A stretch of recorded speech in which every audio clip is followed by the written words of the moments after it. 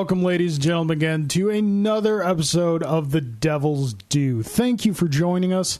I am your host, Carl Duty. With me, as always, is a man who can make one hell of a cocktail using fizzy lifting drink, Mr. Drew Celestino. And I don't even steal them either. No. I have them. I brew them. You get that stuff direct. No cleaning the ceiling necessary here. I will not lose. I will not get nothing. I will get things. Something. How you doing, sir? Okay. Here we are. Yes. Once again. Yes. 10. As we might do in the wrestling parlance nowadays, I'm going to say 10. You're doing something 10. with your hands. I don't get... His name is Ty Dillinger, and he is the perfect 10. All right. You have to remember, like we've discussed, you talk a lot of wrestling. I know. I gotta stop. I don't discourage it because I never get to discourage someone from their passions. But like when you say in the wrestling parlance, yes, keep in mind, me and probably a good chunk of our listeners don't know what that wrestling parlance is. So you got to explain it. You got to flush it out a little bit. I had to explain kayfabe to somebody on Monday. Once again, here we go. You say something. You got to explain it. I said it not 10 seconds ago. Damn it. All right. Do I have to explain this now? I guess I brought it. Give us like a Cliff Notes version. A Cliff Notes version? Just like a brief layman terms. What is kayfabe? Kayfabe is... Isn't that the guy who was married to Britney Spears? No. Okay. Kayfabe is anything you see that is part of the story, part of the act... it's the continuity. Okay, so it's like all right. So if I stuff see that happens outside the ring and like the backstage area. No, it's the whole thing. Whatever you see is kayfabe. So why don't they just call it story? Because the wrestling is an old carny form. And kayfabe. I knew there was a reason I wasn't trusting wrestlers because I don't trust carnies. Wrestling has a whole lingo, man, and it all dates back to the carny days. A lot of it. That's why fans who don't know the ins and outs are called marks, and that's why you have kayfabe. So carnies are a shifty bunch and not to be trusted. So if you or I were walking through a Target or the mall or something, and we saw the Undertaker, this is my walking music. Yeah, and the Undertaker was not wearing a trench coat and a hat and gloves. And he was just kind of looking all normal. Yeah. That's Mark Calloway. That's not The Undertaker. Okay. But when he puts all the gear on and he goes out to the ring and he shoots lightning bolts at somebody and they throw him in a coffin and bury him, and then the next week the guy comes out and says, I buried The Undertaker, that's all kayfabe. That's all in-character work. That's work happening. All righty. So if he shows up at an appearance and we're in line to get autographs and he's signing autographs, but he's in the get-up and he's all done up, that's kayfabe. Okay. Yeah. All righty. Kayfabe. Awesome. Your word of the day. How was your week, sir? It's okay. It's okay. Good? Yeah, it's just good. I'm still getting over this summer cold, and it's annoying. And I also found out that a person in my office who is directly across from me has a cat at home. Oh. So though the cat is not in the office, the person with the cat is close enough that it affects me. And you are violently allergic to cats. I am violently allergic to cats. I as well am allergic, just not... Violently? Yeah, not violently. It takes a couple hours for it to kick in. It takes about 10 minutes for me. Yeah. So, good times. Other than that, good wrestling week, but we've done that this far. We've done enough with that today. That aside, not much. Video games. A lot of the week. Video games. I cut the grass for the first time in a month and a half over the weekend. I had cut the grass to... People are saying, like, why is that significant? Because it hasn't rained in Buffalo since, May. So the grass hasn't grown until recently, when it has rained. I cut the grass Saturday right before the barbecue. Yeah. And that was pretty much... I feel bad for my neighbor's lawn. Our neighbor, if you're walking to a house, neighbor on the right side, she does that, like, funk lawn service and whatnot, and she best be getting her money back because her front lawn is dead. I hope it's the whole thing is per diem rate, because otherwise, ouch. So not outrageously eventful this week. No, the cold kind of put a damper on things. That's fine. And I mean, not that you have a cold, but Well, the cold Sucks. Yeah, it sucks. There's a really no other way to say it. But good video games this week, and Which we will talk about. We will discuss upcoming. a little bit. And and rest in peace, Mr. Fuji. On Monday, That's right. Oh, yeah, man. it's okay. On Monday, we had a fine sushi dinner in honor of Mr. Fuji. That one, you Many know, delicious rolls were had. when I was like big into wrestling when I was a kid, he was like he was the manager of my all-time favorite tag team. Sure. It was Demolition. Oh, yeah. The Axe and Smash. the Kmart Not version. Axe, Smash, and Crush. the Kmart version of the Road Warriors. Better version. The ripoff version. Fair enough. Yeah, fair enough. Fair enough. They were first. The Road Warriors were definitely first. Yes. Anyway, yeah. So sushi, lots of sushi was had, Yeah. as he would have wanted. We will raise a glass to Mr. Fuji tonight as we are playing games. If only I had sake. I enjoy sake. If I'm at a Like Japanese Kyoto or restaurant, something like that. Yeah. yeah. I appreciate the sake. How about you? Because I'm my Yeah, no. I'm done. That's it. Yeah, no, Summer cold and video games. Summer Yay. Golden Video Games. It was a good week. Saturday was the big shindig, Yeah. the big barbecue. Yes. You and the wife came. Thank you very much. Wow. Hang on. You're welcome. Number one. Number two, I did omit a huge event from last Saturday. That's how out of I've been. Rewind. You go ahead. You can. We'll circle back to me. Okay. So Saturday was the big barbecue, and we had a lot of fun. A lot of people showed up. Food was good. Yes, sir. It was. Good job. I was very proud of my chicken. Chicken was good. I enjoyed two breasts of leftovers this week. Excellent. Yes. Yeah, I didn't just use the chevettas. I put a lot of savory in there, too. I was going to felt say that. there was something extra in there. Yep, savory. Nice. And they marinated a good long time, too. That helps. Like 5 hours, I think. Beautiful. Actually, no. Yeah, about 5 hours they were marinating. So, yeah, that was Saturday. Sunday, and one can argue Monday was all recovery. Oh, wow. Wow. Because there's like when you're trying to get, we fell a little behind in our prep time. Babies will do that, Sure. but yeah, recovery, cleanup, disposing of the uneaten corn. So yeah, that was cool. And then the rest of the week kept it kind of mellow with video games again that we will discuss. Mm-hmm. William has a new hobby. Okay. William, my Is it naked time? 5-month-old son. No, Okay. no, he's not there yet. When he is with me alone at night, like if his mother goes out, like Julie had a meeting with some coworkers last night. Mm-hmm. So what he likes to do, and this is like second or third time in a row that he's done this when he's been alone with me, is he likes to lose all his shit. Not literally, just like he likes to have a teething meltdown and eventually puke on me. All right. Yeah. So that happened. Well, it's not Julie quite the texted me. same. She's like, "How's the baby doing?" I'm like, "Well, he's on his third onesie and I'm on my second pair of shorts." Okay. So yeah. But obviously, I love my son. These are just things that come with territory. All right. But yeah, that was a nice week. Overtime is starting to work again next week. Oh, come on Yeah. with this. Yeah. Unfortunately, my company staffs with just the bare minimum they need. So whenever unexpected things happen, or who knows, maybe they're expected.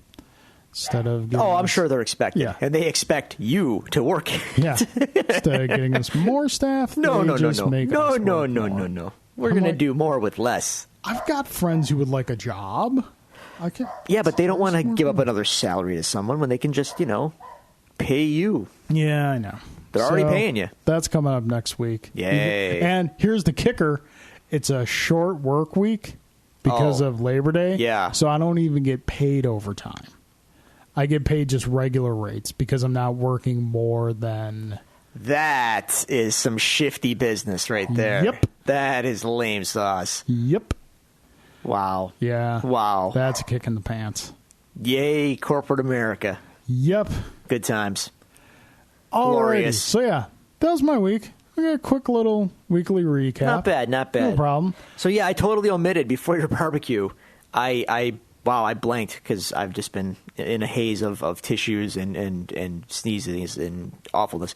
So before the barbecue, Yes. I did a full brew at the Kegworks store, which was pretty awesome. They have a really diesel 3-tier system that they use for homebrew classes and things like that. Okay. There was no homebrew class. Not enough people signed up. So my friend Colin, who works at Kegworks in the back end there, he said, well, dude, we have no class. Let's brew beer, that is.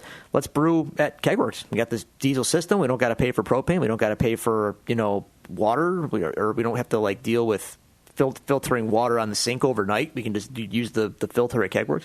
Saves us a lot of time and energy and effort, and the burners are diesel on this system. Like literally diesel? No. Diesel fuel? No. I'm just saying.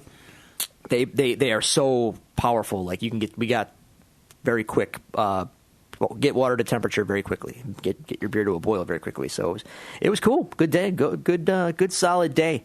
So we haven't decided on a name yet, but it's tentatively called Black Number One right now. Black IPA is sitting downstairs right now in primary fermentation. I will be transferring it to secondary tomorrow at some point, tomorrow afternoon. Woo. So, yeah. Alrighty. Yeah, it was a good time. Awesome. Dear listeners, if you would like to reach out and communicate with us, as we have mentioned in the past, if you'd like to tell us how your weeks were, if you would like to tell us how boring our weeks were, we have methods of which you can do that, and they are as follows. You can follow us at Twitter, at Devil's Due Pod. You could search The Devil's Due on Facebook, or go to facebook.com/Devil's Due, or you can email us, which, again, we have listener questions we will be getting to momentarily. Mm-hmm. You can email, yes, you can email us at thedevilsdewpod@gmail.com. Get in on that while you can, because that inbox is, it's filling almost to considering it might be close to capacity. Wow. Not really. Oh. Okay. So, darn. We have 2 emails this week. First one is from our good friend, Mr. Alan Waiters. Yeah, Alan. Get that email in there, Alan. He knows what that is. Okay, so Alan sent us a question saying, Wilson Fisk was rated 69, phrasing, on the top 100 villain lists from IGN. Do you agree with the rating of Fisk, or if not, what number would you rate him? Now, I checked out this list. I was going to say that. This is all-encompassing comic book villains. Wow. So DC, Marvel. Oh, independent. So Fisk is sitting at 69. 69. 69, dudes. Now, granted, that all of comicdom, there's a lot of villains. A lot of great villains, too. Mm-hmm. And the fact that we're talking about, Marvel, DC, the independents, I'd have to see the list to kind of see their logic, but my gut, my fanboy gut, tells me that's a little low. A little low. A little I'm not low, saying, but not like it's insultingly low. Yeah, maybe a little. I would know. put Fisk. It's a little low. I would put Fisk low 50s, high 40s. I could get him into the 30s if I'd have to see the list. But considering that Daredevil is a top tier character to me, personally, who is his arch nemesis? Kingpin. So that's got to count for something. He's someone's arch nemesis. I feel like that puts him in a if you're going to tier. If you're going to do a list of top 100 villains, I don't think you can really compare them to who they are a villain to, just as in the character of themselves. I guess, but he's. I don't know. I think I have to rank. I have to take into account who their beef is with and where they rank in that beef, and he's the top dog in that beef. He's the top heel. Who would be your number one best villain ever? Yeah. Oh God, in all of comics? Oh yep. God. Oh boy. Oh boy. Oh boy. you're going to hate my answer. This is tough. This is savage. I mean, that's if I'm being fair, and I guess I would, the easy pull is like the Joker, because he's iconic and all that business. You can't, like, the Joker is not only my number one comics villain. If I was going to make a list of literary villains, he would be probably in the top 3. Yeah. My gut can't. That's the easy pull, but that's why I won't go there. So, well, on a list like this, it's not your personal list. It's what you think overall. I mean, I would put the Joker high, but if I had to go with what I really, true villainy and plotting and scope and scheme, Dr. Doom is my number 2. He's the man. He's my number 2. He not only is the chief antagonist of the Fantastic Four, the first family of the Marvel Universe, he's the chief antagonist of the friggin' Marvel Universe, period. And it's all about him. His vanity knows no bounds. He will rule the world in whatever way possible. No one will stand in his way. And he definitely sees himself as the good guy in the situation, which is excellent, because it just makes him that much better as a villain. Yeah. The man held the fabric of reality together when the Marvel Universe was destroyed. That Doom. Yeah, Doom's my number 2. Probably so I got to go with Doom. Is my number 3. Okay, I'll say this as a admitted Marvel preferring person: Darkseid is better than Thanos. Oh yeah. Oh yeah. But Thanos got to the big screen first, and now it looks like we're not going to see Darkseid. So we will probably see Darkseid. Is probably not going to be the Darkseid we want to not see. if you believe what they're saying, but I'll talk to you about that later, maybe. Yeah. But there's some stuff that leaked out, and it doesn't look like we're going to get Darkseid. Okay. Alan, thanks very much Thanks, for the Alan. questions. Now we move on to Mr. Gelsomino. Oh, my favorite. 2 questions for you, 2 this questions should be, for this me. is just a segment now. You wanna go first or no? You want to ask or be asked? I will ask. You will ask. Yes. There you go. Thank you. Okay, Carl.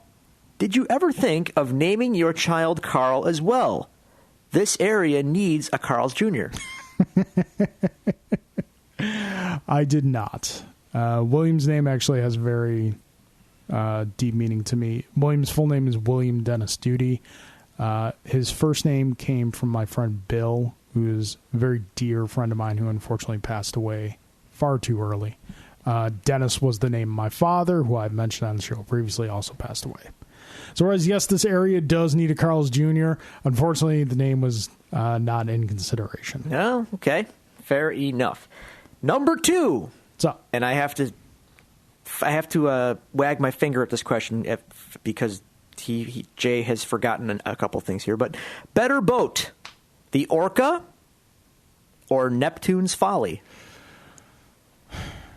This may sound heresy. Oh. And only Jay will love this answer. But Neptune's Folly is the better boat. Because the boat literally killed the shark. Okay. The boat speared Jaws through the neck. The Orca just kind of... It sank slowly. It sank, yes. How dare you, Jay, by the way, for not including Skarsgård in this answer? No, because it's a Jaws-centric question. It is, but Skarsgård, you don't understand Skarsgård. Right. Skarsgård saved Matt Hardy's life. Okay. I will... You're going to have to trust me on this. All right. But yes, Neptune's Folly. Okay. Okay, your question. Yes. Better invention. Oh, boy. Wow. Better invention. I'm really interested to hear your answer on this one. It's going to tear you asunder. Oh. Better invention. Go on. RoboCop Okay. or the Millennium Falcon? Now, do you mean literally a better invention or a better fictional invention? Like, what's cooler as a fictional construct? Whichever one makes your answer more entertaining to our listeners. Well, I was told at the barbecue that we're not funny, so What? Who said we're not funny? we need more joke. I shouldn't say we're not funny. I was told that we need more jokes.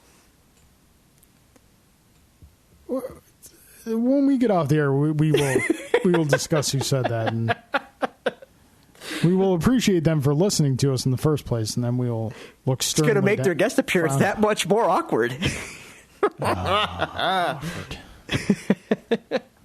Okay, so I guess let's take this from a literal level.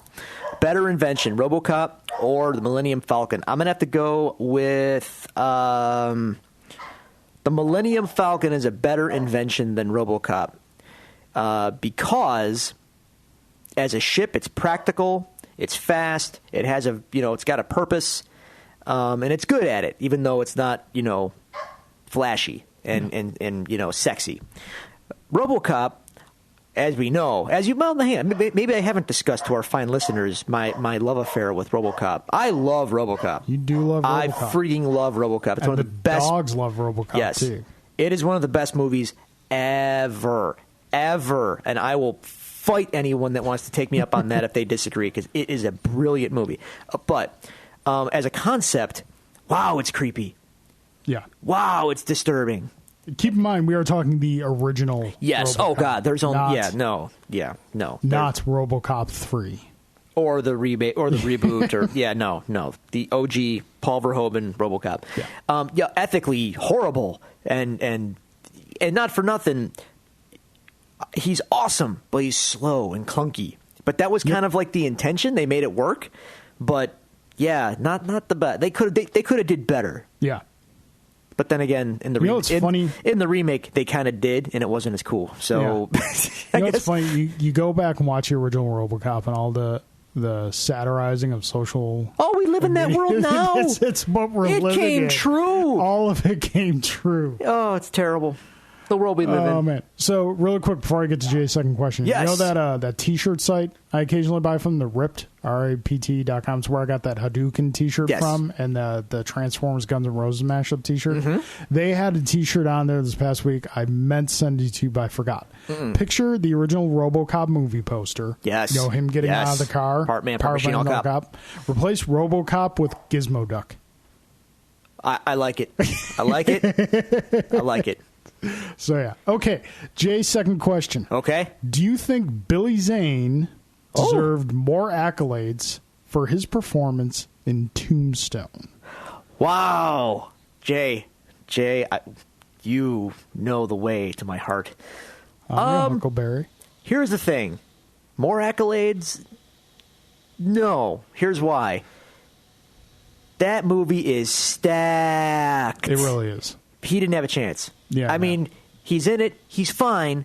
But in a movie starring Kurt Russell, Val Kilmer, Michael Biehn, Bill Paxton, Sam Elliott, dude, I mean, I'm sorry, Billy. Jason Priestley. Jason Priestley. Right. Yeah. But, yeah. Sorry. I mean, is Billy Zane in the movie? Yeah. Yeah. But did he have any lines nearly as cool as anyone else I just mentioned? No. Sorry. Yeah. No, I agree with you. Did he have I don't even remember if he had a mustache He or did not. not have a mustache. Well, there you go. If you don't have a mustache in Tombstone, you don't get... No, I think sorry. even Dana Delaney had a mustache. They were that serious about the mustache. No, I agree with you. You know what I rewatched recently? Phantom. Oh, yeah, The Phantom. yeah. How is it in hindsight? Funny thing, when it came out... I thought it was dumb when I was younger. Exactly. When it came out, very cheesy, very corny. But as I grew up, I grew an appreciation for like pulp stories from the 40s. Okay. It's pretty good. Really? If you view it just as a like pulp story, 40s comic storytelling style, okay, it's solid. All right. Yeah. Where do you fall in the whole Rocketeer thing? Love Rocketeer. Okay, good. I was going to slap you if you said otherwise. All right, that good. movie holds up so much. It sure does. At Nickel City Comic Con, there was an original Rocketeer movie poster someone was selling, glorious. which is just an amazing piece of Art Deco work. Yep. And I was like, I am all over that. And I saw the price, $150. Oh, I am not all over that. Not for I will that. go spend $15 on the reprint. That's correct. Yeah, good call. Yeah. You know what I want to rewatch? The Shadow. I was just going to ask about The Shadow. I remember seeing it. You know I'm a big fan of The Shadow. Yes. I remember seeing the movie after my father had introduced me to the original radio broadcasts of The Shadow. Okay. That's how I first encountered the character. I still have a box set of cassette tapes with old Shadow episodes on them. Wow. So from that, seeing the movie, I didn't like it because it wasn't like those episodes. Okay. But past couple of years, Dynamite's been doing a fantastic job with the Shadow character.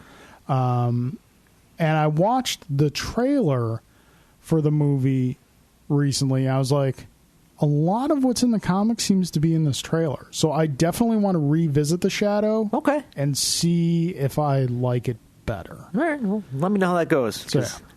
I don't have good memories of it, but yeah, maybe it would bear a rewatch. I don't know. Alrighty. There you go. I think you forgot to plug the Facebook and the Twitters. No, I did that. Oh, did you? Yeah. Oh. I did it before we got to the email? listener question. I thought we dove right into the email box. All right, cool. Very good. That. We'll hit it again at the end of the show. Okay, we've got a little bit of news, some reviews, and then we're going to get to our episode breakdown. For starting off, opening up the case files for the news. Definitely some sad news this week. Oh, no. We lost a great. Oh. And even though he's not like comic booky, he definitely has a large footprint in the geek universe. We lost Mr. Gene Wilder this week. Yeah. That even though it was like, okay, he was 89. Hadn't really worked a lot recently. To quote Mr. Kevin Smith on a show Hollywood Babylon, big bucket of win. Huge. He lived a very good life.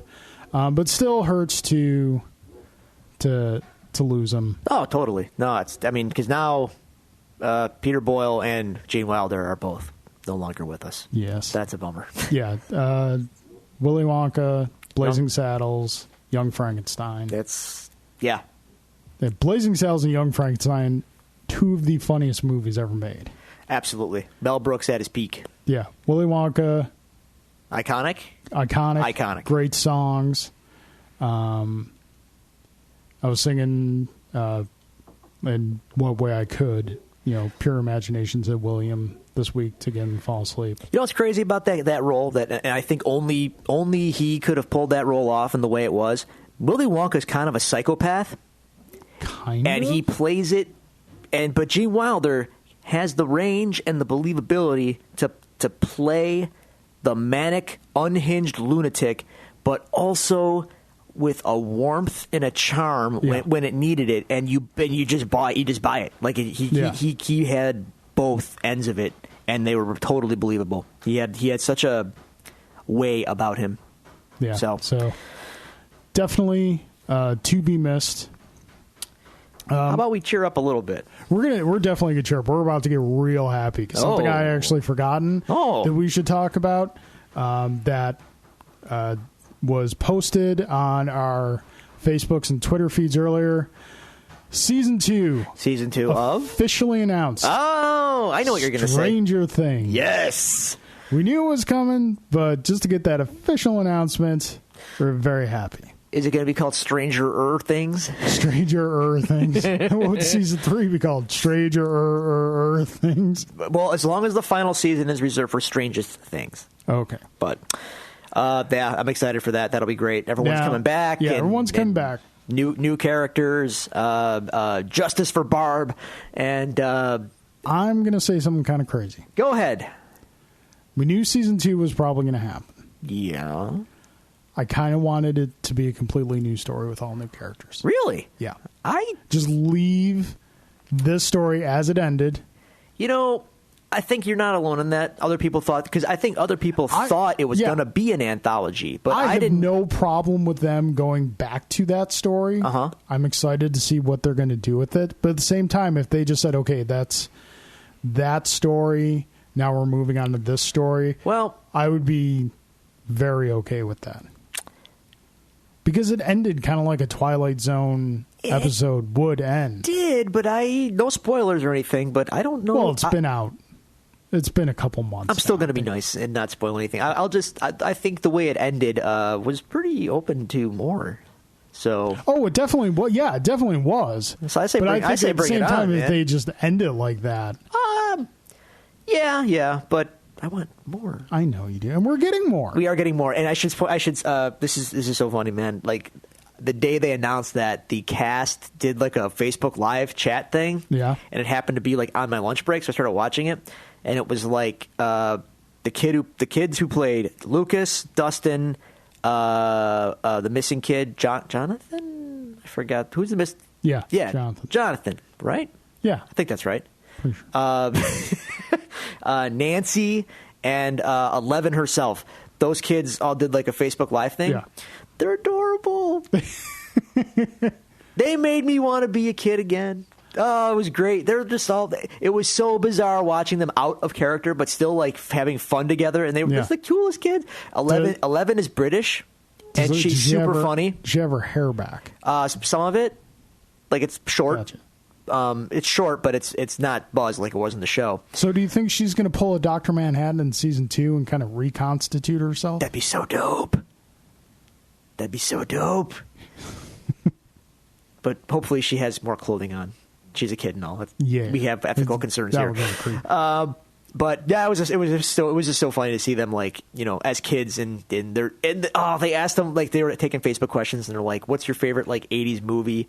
Like, did you watch any to prepare for the show? Because these are kids. They're kids, man. The 80s to them is like this nebulous time that doesn't exist. But It's, you know what I'm saying? It's like the 60s to us. Yeah, I know what happened, but I have no, you know. Yeah. But they were like they were beaming, and then Dustin and Jonathan.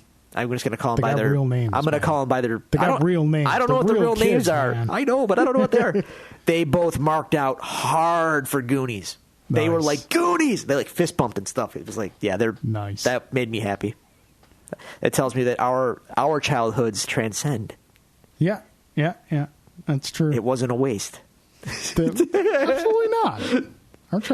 I would argue that, and I'm sure everyone would argue, is our childhoods was the best time to be a child. 80s, man. We got the best stuff. 80s was legit. We had, I would say, not only childhoods, but like teenage years as well. Especially teenage years, because we had technology, but we didn't have too much technology. I feel that our generation is the last generation to remember life before the internet. You had the internet, but you didn't have the internet in a way that would keep you so glued to the computer constantly. Well, you kind of did, because you had to wait a lot for stuff to download at Well, yeah, but at 14.4 some back point, in the like, day. you would get tired. Yeah, I know. Waiting. So yeah. I feel you. Season 2. Get off my lawn, kids. Exactly. Season 2, Stranger Things, coming. Very happy about that. Yes. Next piece of news. All right, so the big two comics, Yes, Marvel, DC and DC. Marvel, Yeah. have basically gotten to a point where it used to be back in the day, back when we were the kids on the lawn, you know, you would get a major event maybe one every 2 years. Yeah. They would space them out.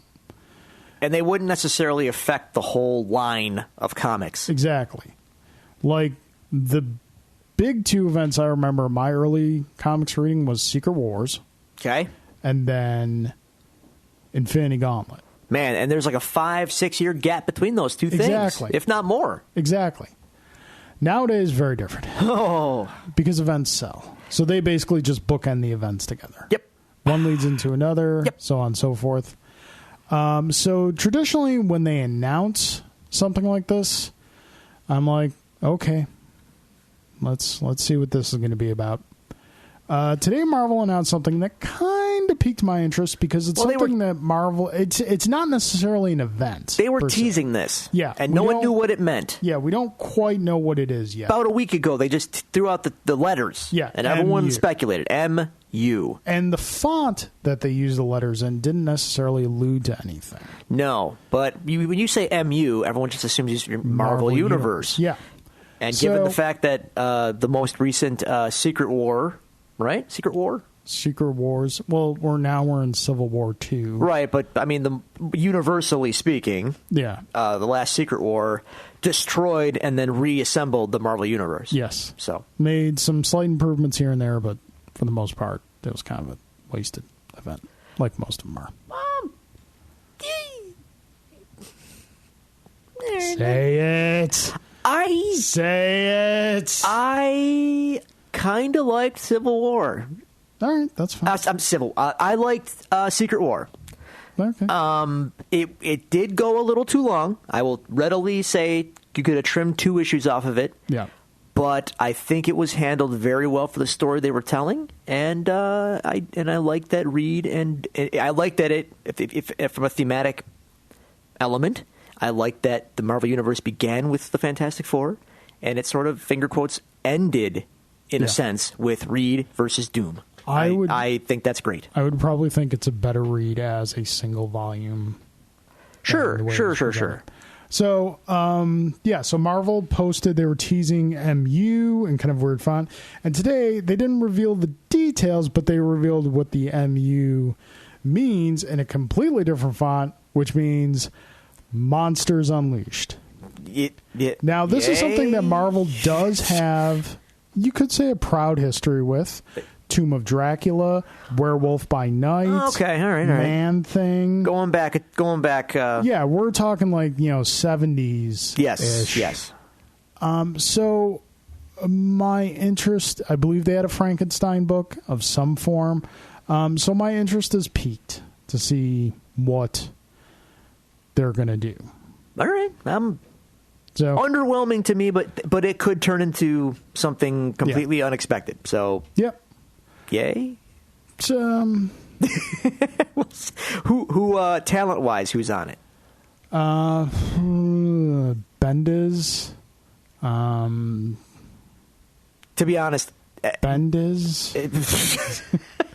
If unless like I don't know, Marvel's talent pool right now is a little shallow for me, but well, I think we're just kind of in a transitional time in comics. Little bit. We had a Rockstar era in the early 2000s that we're kind of now falling out of as they have all moved on to they're moving their own editorial projects. Positions. Well, they're moving on to create their own projects and whatnot. So fair enough. I'm just kind of looking up on Twitter right now because I'm sure it'll be on Marvel's. I think I saw Steve McNiven is going to be drawing some of it. That's great. He's fantastic. Okay, here we go. Yes. Cullen Bunn. Okay. Adam Kubert. Okay. Greg Land. Salvador LaRocca. Steve McNiven. And Lineal Yu. So Cullen Bunn is writing, and then all those guys are drawing. Okay. Well, or in Greg Land's case, tracing. But cool. All right. Yeah. Okay. Interesting. That's a lot of artists for one writer. So it's going to have to. It's going to be some kind of anthology, maybe, or a different title. I don't know. Who knows? Interesting. Okay. My interest is piqued, but I'm by no means like Well, So yeah. Okay. It's happening. Look out for that. Yeah. So that closes the case files. Case files are closed. All the news we got for today. Let's shoot through a couple quick reviews before we get down to our episode breakdown. We might get into a long episode today. Oh boy! All right, long episode. Sounds so excited about that. Well, we got to get Alan time to get here. Well, it is a holiday weekend coming up, so I mean, people will have a short work week, and we'll give them more audio gold to shorten it a little more. Dang, Skippy, sir, that's the way. I like where your head's at. Right here for you. We're going to get you through that 4-day work week. Okay, so our first review, you heard us earlier mention in the show that a lot of our week was taken up by video games. Yes. One video game in particular, Drew was able to put down No Man's Sky. I was able to put down Street Fighter. And we both dove headfirst into Playdead's new game, Inside. Now, all right. So for the uninitiated, and we are now initiated. Inside is something of a sequel, although I would not call it a sequel. It is the second game from Playdead, the team that made Limbo. Limbo was a fantastic game for the PC and the Xbox 360, although it's available on basically every console imaginable now. But initially it was on the 360, Xbox Live Arcade, and the PC. Is it out for PlayStation 4? It is now out for PlayStation 4 as well. I'm going to have to... I didn't play it, so I will... I give it my absolute highest recommendation and seal of approval. Alrighty. All right. So Limbo, which is rare coming from you for a non-Nintendo game. Oh, dude, I like non-Nintendo stuff. It just has to be exceptional. Limbo was a puzzle platformer presented in a very haunting black and white style where everything is in silhouette, basically, against really industrial, dreary is the wrong word, but just very dreamlike black and white environments. Very, very creepy. And then like you play as a little kid and you run around and solve little puzzles as you platform, and you die in very hilarious ways. And some just kind of unnerving ways. Yeah, like basically. In the beginning when the men with the flashlights are chasing you. Okay, that's Inside. I'm talking about Limbo still. We'll get back to Inside in a moment. So I'm kind of setting the table here for Inside. So that was Limbo, and Limbo won accolade after accolade. It was a game of the year for, Limbo was a big deal. Very big deal. Put Playdead on the map. I remember hearing a lot about it. So when Playdead announced that Inside would be their next game, and then we finally saw footage of it, it was like, little kid running around. Go figure. Stick with what works. Yes. So in that sense, Inside is very much a spiritual sequel, successor to Limbo. Although the presentation is a little different, though. It's not in silhouette. It is. It's a little more, finger quotes, realistic looking, more flushed out visuals. Little more. It's hard to explain.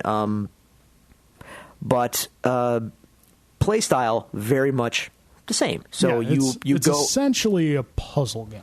It's a puzzle platformer, kind of puzzle adventure game. And you basically have two controls. You can jump and you can manipulate things depending on what the thing is. You can move a box around, you can move a ladder, you can do, and it's up to you, the player, to figure out how to manipulate whatever you see around you to get to the next place in the game. And you die in often haunting and weird fashion as well, like you did in Limbo. Now, the thing with both Limbo and Inside, they don't present you with any sort of story. Narrative. The story is very much open to interpretation, and it unfolds as you play the game. Yeah. You can't, I wouldn't necessarily say that they don't present you with the story. Is that I would say they present a story and allow you to interpret it. Yes, very much so. Like you can clearly tell in Inside that there is a story to what is happening, but they give no narrative to what that story is. No, leave there's it no to text. your There's no info dump. Which once you kind of like keyed me to that, and like I got a sense, because a lot of my early play in it was, I'm like, okay, this is cool. What's going on here? What's the story? Right. And I had to kind of tell you. You were just like, it's kind of up to your interpretation. I'm like, oh, okay. So once I stopped waiting for the narrative to start, I started enjoying it a lot more. Okay. All right. Yeah. If you're looking for a game that's going to give you a 30-minute cutscene for every 10 minutes of gameplay, you're not going to like this game. Inside is very much just, here you go, figure it out. And you have not finished it, correct? I have not, no. Okay. I have finished it. And, hang on. I have finished it, but there is an alternate ending that I am now going back through to try and find, because there's more to this. Yes. And what I will tell you, without spoiling it, is it's hard for me to really rank this versus Limbo, because they're very, very similar. Yeah, I mean, it's not necessarily something that needs to be ranked against Limbo. If it was like legitimately Limbo 2, then yeah, you could probably make it ranking against Limbo. The only reason I say that is because Limbo is very, again, highly regarded, and it's the same team. Yeah. So the comparisons are natural. I think Limbo might be the better game, but it's hard for me to say that definitively because I haven't played Limbo in a while, but I just remember really, really being taken by it. And this one is very familiar. Yeah. So, but what I will tell you, and I'm not going to spoil it, but what I will say is that the ending sequence rather of Inside is something that I will not forget. And it is something that Limbo definitely did not have. And it is, it's something. Yeah. It's something. Limbo or Inside takes you as soon as you think you got the narrative figured out. It's really amazing how the way the game moved along up to the point where I am, whereas it's almost that they knew, okay, at this point the player is going to think they got stuff figured out. They change it, flip it completely. Wait. Oh, God. Oh, man. Wait. Like just you wait. That's all I can tell you. But yeah. Well, spoilers. So, Well, no, it's not. I'm just saying the submarine. Yeah, I'm not saying anything about the submarine. I'm just like, what is going on here? Well, let me go ahead and tell you. If you think that's mind-blowing, you're in for something. Yeah. Yeah. You're going to be... I'm curious what your reaction is going to be, to be honest with you. So, yeah, man, Inside is super cool. And here's the thing, with both Limbo and Inside, even when you finish it, you're not going to know what it was necessarily about. It's up to you to kind of piece this together for yourself. Yeah. And the team, Playdead, just like with Limbo, people ask them all the time, what was the story? What happens? What does it mean? They don't respond. They do not tell you. That's completely up to you. And Inside, I would expect much the same. And with Inside, see, with Limbo, though, I have an idea of what it is and what it represents and what it means. I have my, very clear. You have your interpretation. I finished it. I know how it ends. And I go, well, based on what I just saw, this is my belief. With Inside, there are layers. Yeah. It's going to take me a little while to kind of put this together because it's out there. Does Inside have more or less gameplay time than Limbo? I feel like Limbo was longer, but I bet you if I played it now, it would be about the same. 4 to 6 hours roughly. All right. And I'm playing, like I said, I'm playing through Inside again now to find all the hidden orbs, and that's obviously gonna double roughly. Maybe not because I know the puzzles now, but it'll increase the playtime. So you're in about 6 to 8 hours. And for $15-$20, yeah, it's a $20 game. It's well worth it. It's a very high quality experience. So you're making out like a bandit. It's a great $20. It's a great game. I can't wait to see what you think of the ending. Hopefully, I'll have that this weekend. It's freaking bizarre. I don't like to play during the day. I can see that. I gotta play it at night. Yeah, I can see that. It was funny because Julie was falling asleep on the couch when I was playing. And she's like, "Can you turn the volume down?" I'm like, There's no noise. Barely any sound. There's no noise. Right. It's a very quiet game. I played a lot of that, and I also we can maybe save a full review for later. But my physical copy of Shadow Complex Remastered came in as well this week. I saw you mentioning that. Yeah, I have no idea what that game is. It's a Metroidvania game. Okay. If you don't know what a Metroidvania game is, Kickstarter game? No. It was made by Epic Games, and uses the Unreal Engine. It came out on the Xbox 360 and PC, digital only, about 5-ish years ago, maybe less actually. Alrighty. And it's a Metroidvania game in a modern interpretation of one with 3D, but fixed plane, but 3D graphics. Mm-hmm. And it's Metroidvania, man, and that's the key to my heart. Metroidvania games get me every time. So we definitely recommend Inside. Yes. If you have the means, pick it up, play it. Great game. Excellent job, Playdead. We can't wait for your next game. It's going to be a while. Let it breathe. Really quick little mini review. At the same time I purchased Inside, I was also kind of looking for something the wife and I could play together. And I picked up, it was not dirt cheap price, $5. Pac-Man 256. Ooh, is that I've seen that. It's kind of like on the... Take a Pac-Man board. Yes. Twist it to be like a Zaxxon. That looked neat. And it's cool because, first off, it's it's like 1 to 4 players.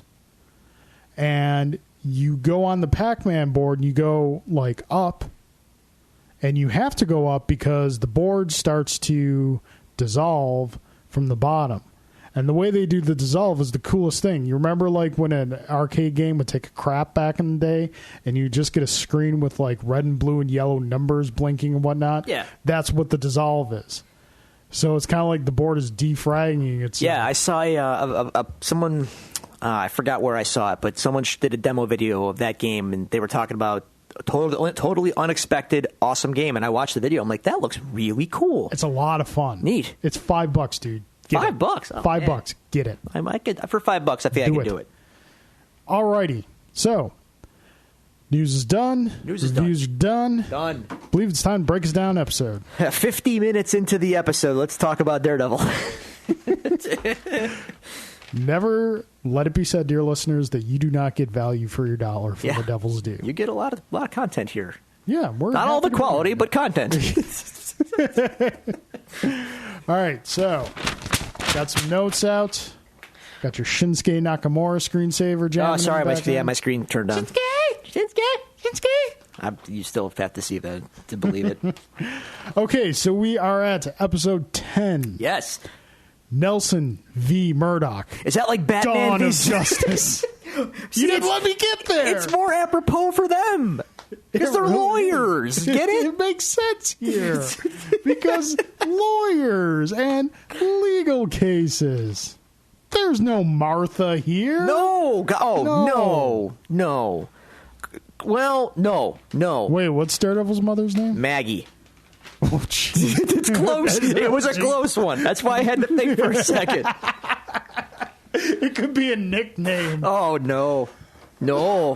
We can't do that. No. So, as we left our heroes last episode, Matt was jacked up, broken and bleeding at the feet. Foggy took off his mask and discovered that his best friend was the Devil of Hell's Kitchen. Yes. So, let's pick up where we left off, shall we? We enter Matt's apartment, and I have here simply, ouch. Yeah, he's all busted up, and he's coming out of some kind of, obviously... Long sleep. I have a point to make, though. Make a point. He's busted up. He's all bloody. He's, scarred up. Stitch up scars all over. You probably want to keep him comfortable, I would imagine. Don't want to, Yeah.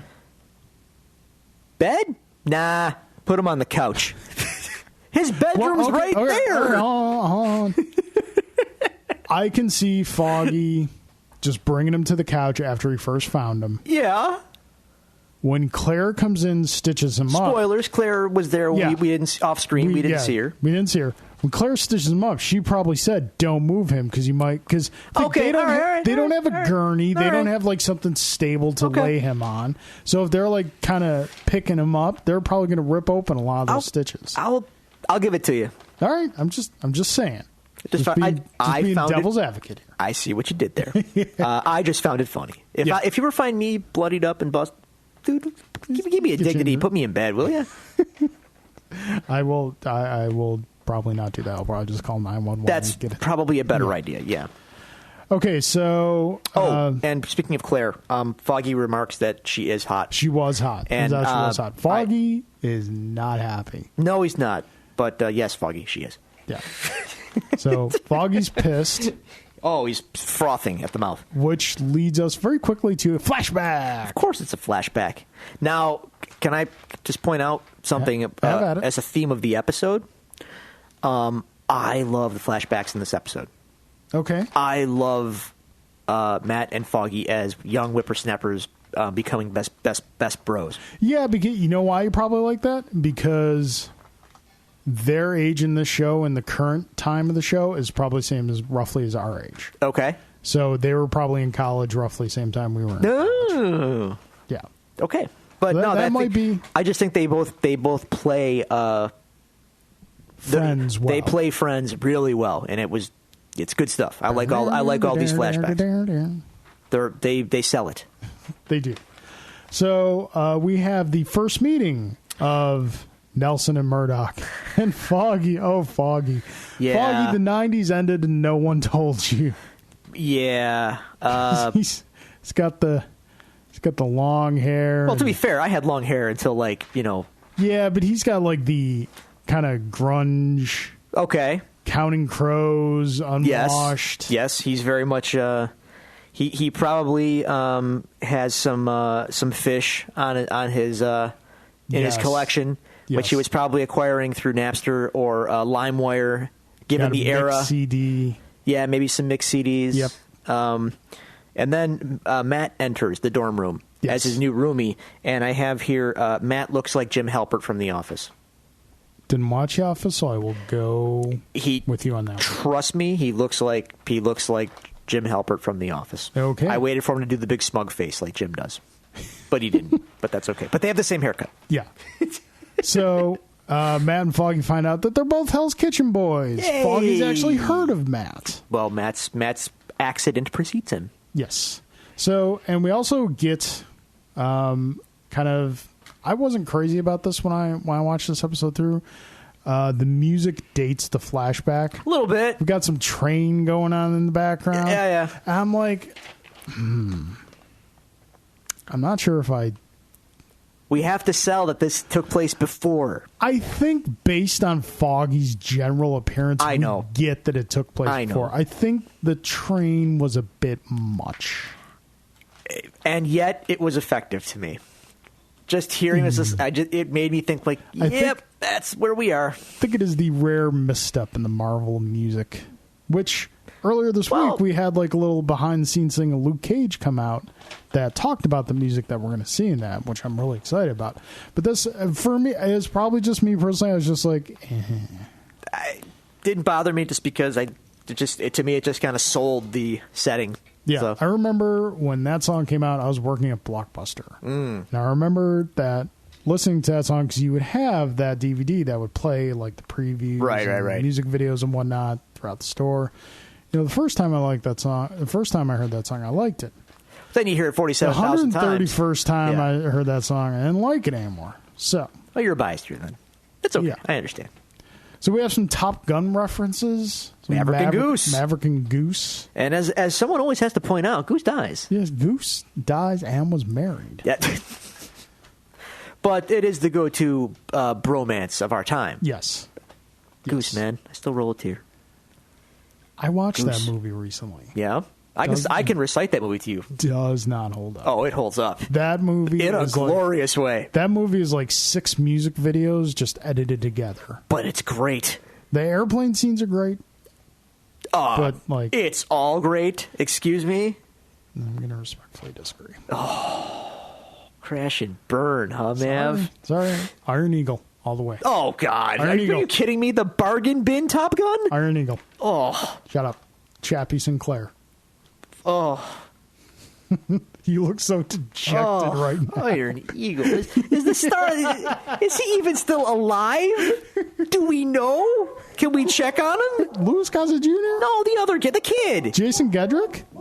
Okay. Yes, he's still alive. I didn't know that. See, the dogs heard Iron Eagle and they are celebrating. No, they're yelling at you because they know Top Gun's superior, man. It's a Top Gun house, damn it. Iron Eagle had the best soundtrack too. Oh, my God. Danger Zone, dude. Queen, One Vision.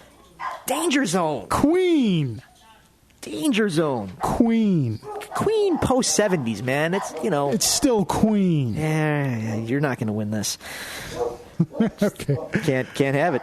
So Can't. Foggy is taking a Punjab class, I believe the language is Glad called. you added the job there, by the way. Yes, he's taking... To him, it is the language of the future, but as Matt sees through that. figures out, he's taking it for a girl. Yeah, probably. Which, did you ever do that in college? You've been with Jen. Yeah, for dude. since No, forever. my decisions are never based on a woman unless it's Yeah. like my wife. I did that in college. Attaboy. Not gonna lie.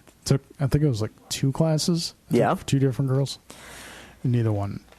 No. Didn't pan out, huh? No, God, Yeah, no. yeah. No. You got to learn no. those lessons in life. Yeah.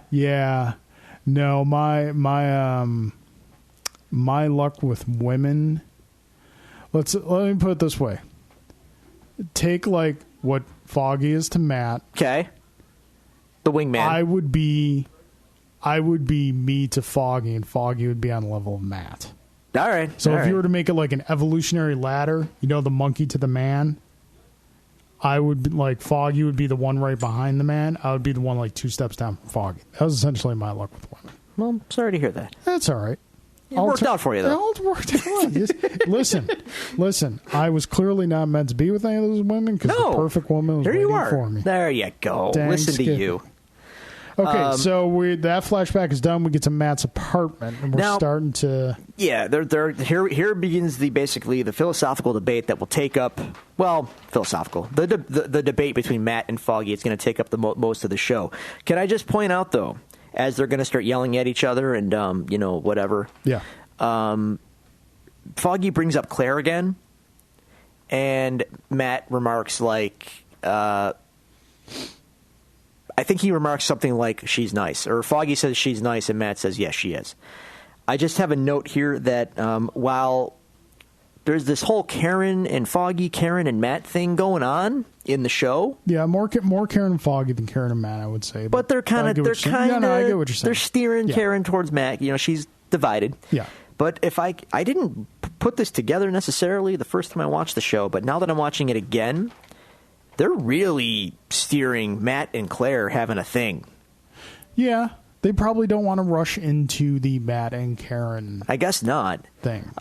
Because we've said numerous times, Matt gets around. He does. So yes, he does. Yeah, the clear thing with Claire though, like they already had a couple moments earlier in the season. Yeah, and now in this episode, he's still talking about her with these kind of like reverential tones, as in like, yeah. They're interesting. Just an observation. So yeah, no, it's a good observation. I agree with it.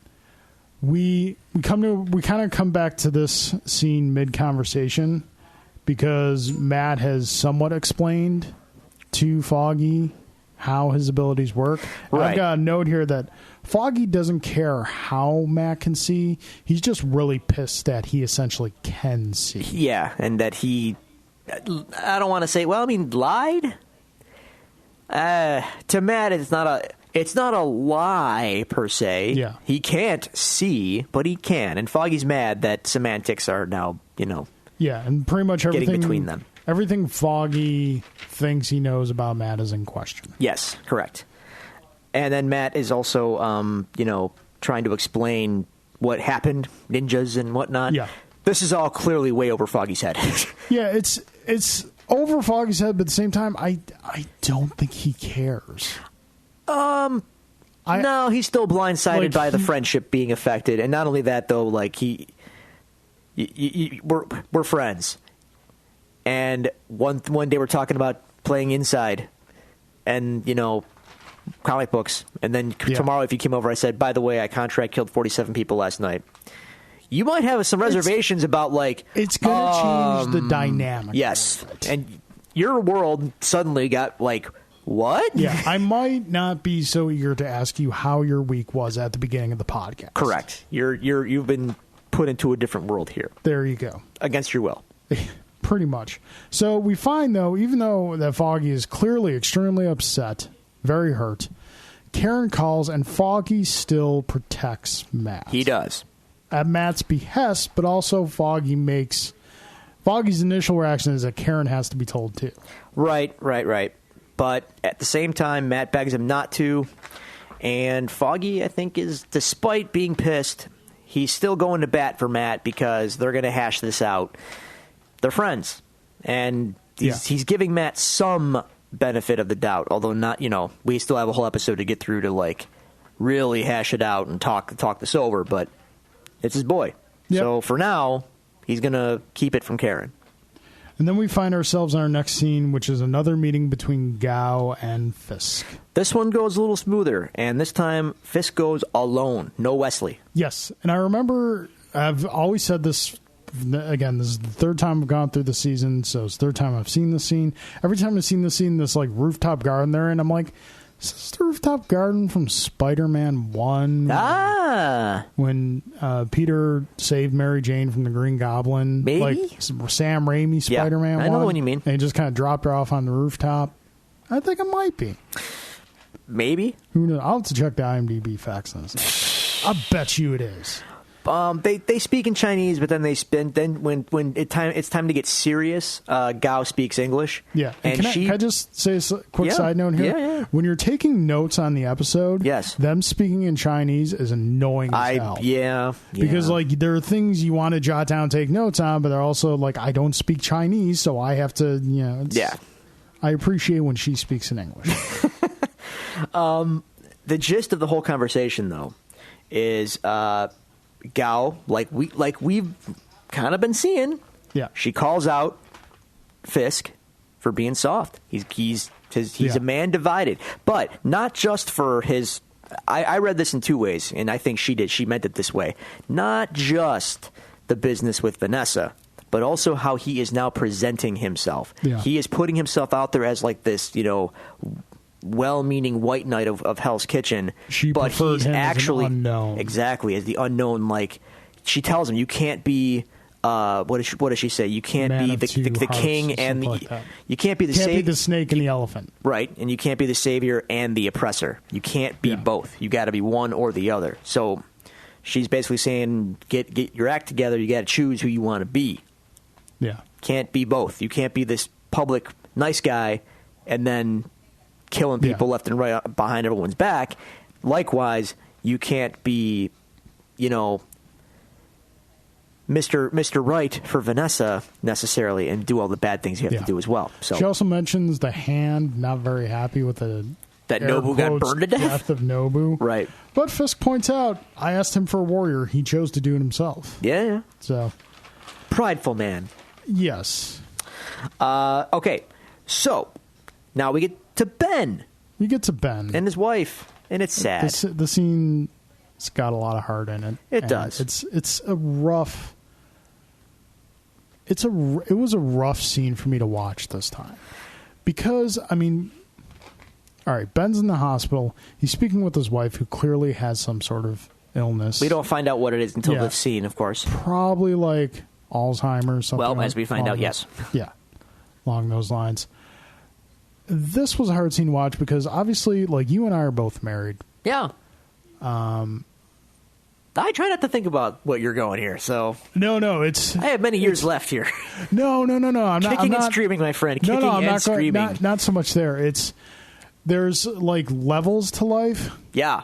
and like when you're married and you have that amazing relationship, like you and Jen have been together forever. Yes. You know, We have. Julie and I, by comparison, not nearly as long. But Julie and I still have a good amount of time together. And when you have a child together, that ratchets it up. And like, she is so much to me. Okay. She is, and I don't profess this enough. I'll be the first one to admit, she is so much to me. And watching this scene and thinking about if we were in that position, it would just break me. I feel you. To have her like that. I love her so much. I know that you love Jen, and Of course. and just it was a really hard scene to watch this time around because having a child brings stark focus into your life very quickly. See, as I get older, I'm definitely prone to crying a lot more than I used to be. Yeah. But I still do my best to bury my emotions at all times, unless I'm frothing with rage. So didn't quite get me as bad as it got you here. I'm, for lack of a better term, more in touch with my emotions. I cry perhaps too easy sometimes. Okay. So yeah. Fair enough. As the scene is going on, she is reminding him though, because he professes to her that he, he's not young anymore. Yeah. He's not a go-getter like he used to be about this story that he's working on. She gives him a gut check. She tells him, "That's not the man I remember." There's a little more mileage on the model, but you're still Ben Urich. Yeah, exactly. You're still a reporter. She presses him to keep going and to be the man that he is, that she knows he is. And then she kind of zonks out, and I have flashbacks to Captain America: The Winter Soldier when Peggy sees Steve, and then she forgets that she sees him, and the season began, and then my heart broke. Yeah. Ironically, you should mention Peggy Carter. Yes. We have a little bit of Peggy Carter reference later in this episode. Do we? In a roundabout way. All right. Talk about it when we get Save that one. So we get back I'm all to about Matt's Peggy Carter. apartment.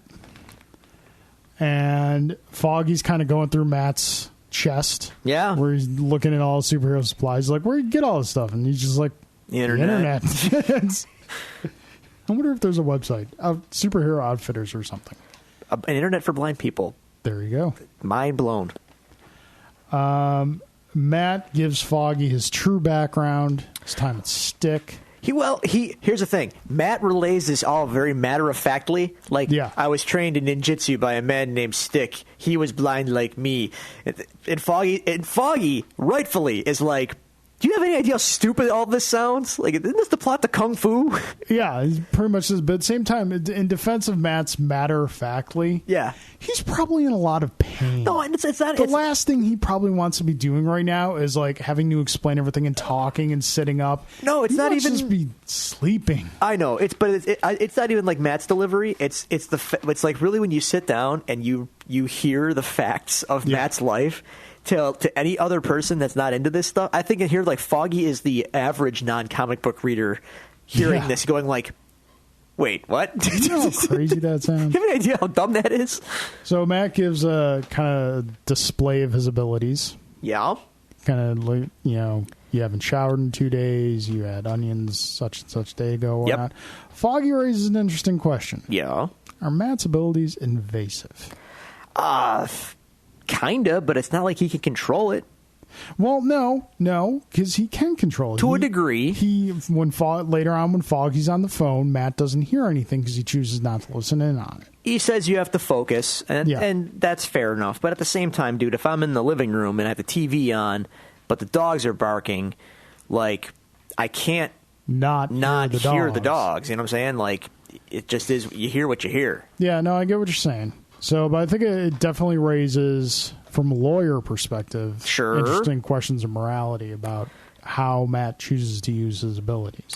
Interesting dichotomy we're going to come up to then. Now that you mentioned that, we're going to get to that though as we move on in this episode. So Foggy is calling ethics into question here, right? Yeah. Okay, keep that in mind. Okay. Bank that. Alrighty. So, another flashback. Nelson and Murdoch, drunk off the butts. Yes, sir. My notes here, this whole scene, to be honest with you, as they're like drunk and talking about stuff and life and parties and all this. All their dreams of what they want to do. And whatnot. This is a sad. This is going to sound really sad, but No, go for it. I wrote it down because it's true. Man, I miss getting shit faced with my friends. I don't do it anymore. Drunk nights out, like staying up till 4, listening to music or whatever, like just no. Well, see, the thing is, you can I'm an adult now. It's still weird. do that. You can, it but just it's takes weird. so much more planning. Yes, it's just not That is- spontaneous and crazy That anymore. is the thing that I regret the most about growing older, is that you lose the spontaneity of youth. Yes. Like, you used to be back in the day, you're just sitting there, call someone up, hey, want to do this? Okay, great, let's go. Right. Now I it's gotta like plan you gotta stuff make out. like you got a calendar. Yeah, yeah. I miss the spontaneity. I miss just drunk nights out. I've been drunk in the company of friends, but they're not necessarily drunk. Or I've been in the company of drunk friends, and I'm not necessarily drunk. But I miss the days we're all just messed up and having fun in a let's call it a safe environment. But the spontaneity of it all and the adventure, it just I don't know, it's gone. It's all gone. I don't believe I've ever seen you drunk. What kind of drunk is Drew? Were you at the party? My party? You were here. Yeah, I'm here every year. You were Keep here. in mind, I didn't stay the whole night. Here's the problem I also have now that I'm getting into my 30s, and I'm an avid craft beer enthusiast. You're well into your 30s, sir. I don't. The line for me between. I don't even know if buzzed is the word. I don't know when I'm drunk until I'm like really, really. Sneaks drunk. up on you? Oh, dude. Like, it's bad. All right. It's real bad. So I'll be totally cool and coherent, and then. Like, out of my mind. But it takes forever. But that's kind of a problem, to be Got honest a with real you. high tolerance. Yes, and that's problematic. Because Yeah. sometimes I just want to get tore up, but I can't. Yep. But I can't. You got that Captain America problem. Can't get drunk. Like Wolverine. I'm drinking, but I ain't doing anything, man.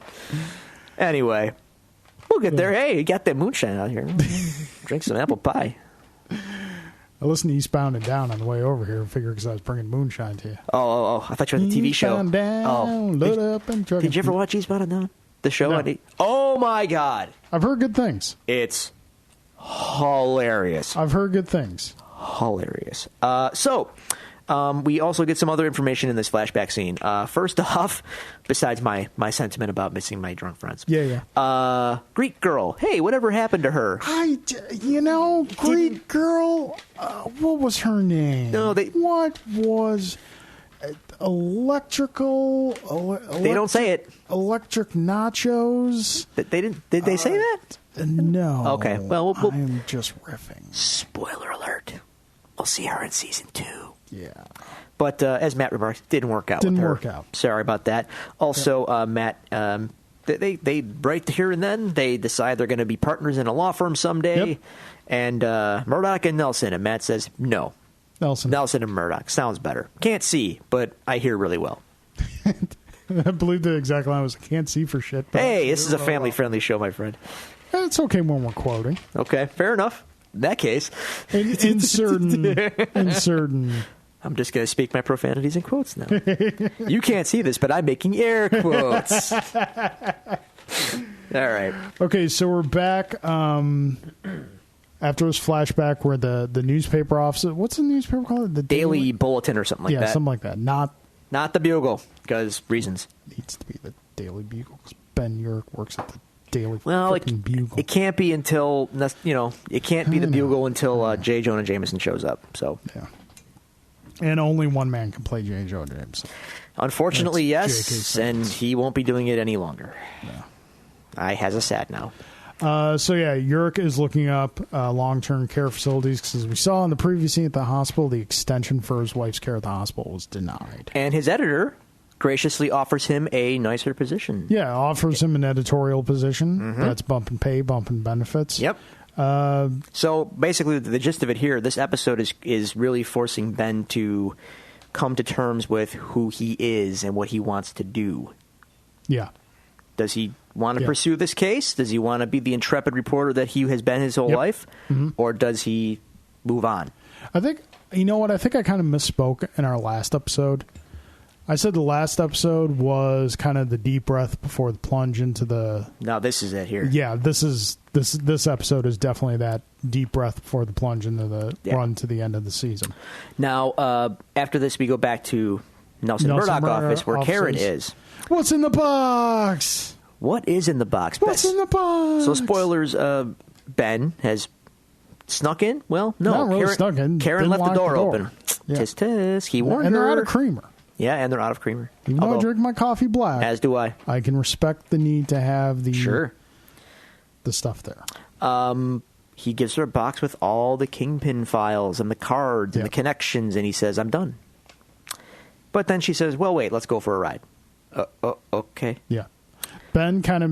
we see that Ben makes the decision to take care of his wife. Yep. Which is probably not... Even though it is an easy decision, but at the same time, not an easy decision. Because he sees how big the story could potentially be.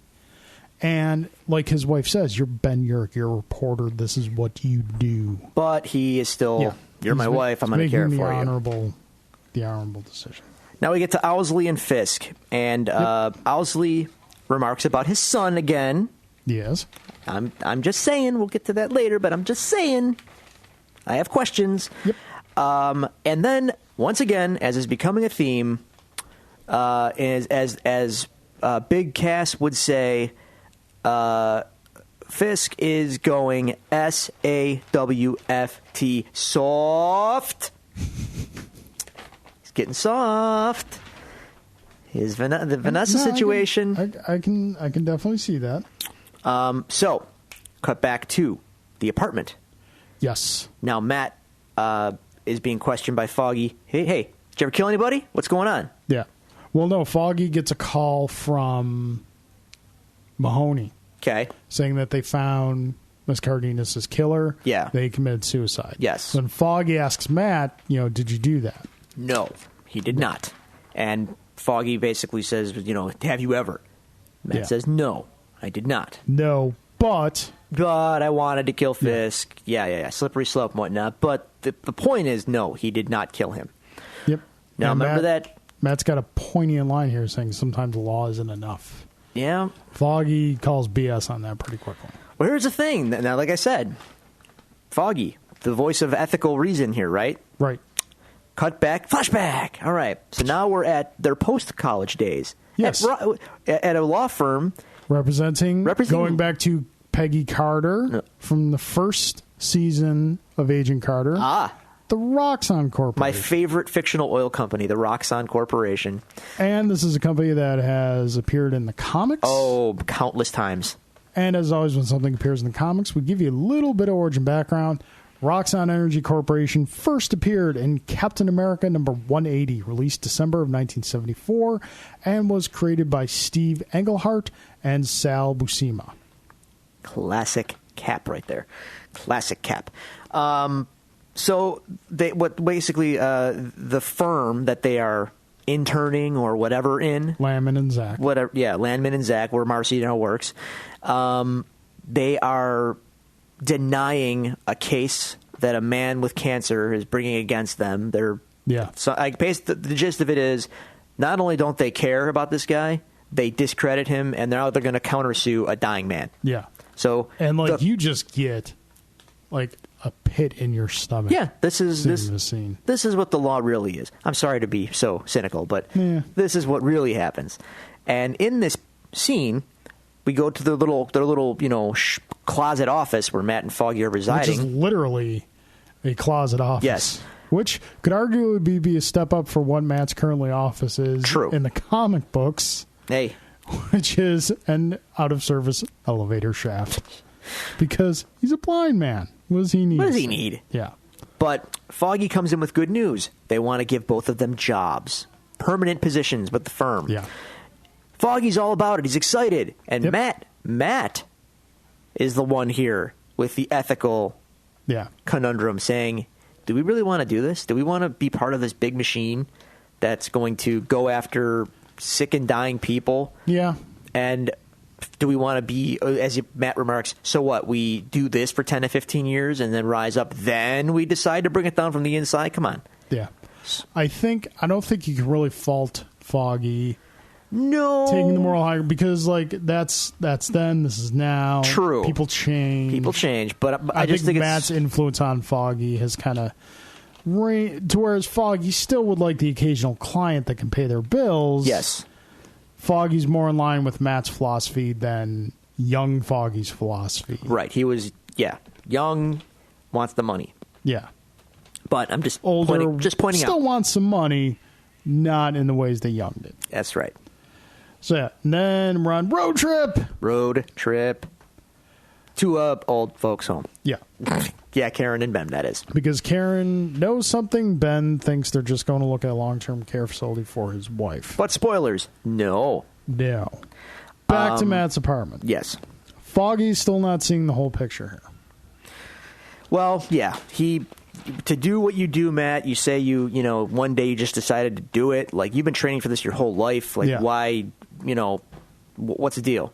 Matt relays to him, tried to block it out, tried to not fight the way my father said don't fight, until one day Matt heard, after his senses got all, sweet, a girl being abused by her father. Sexually abused. That's correct. Yeah.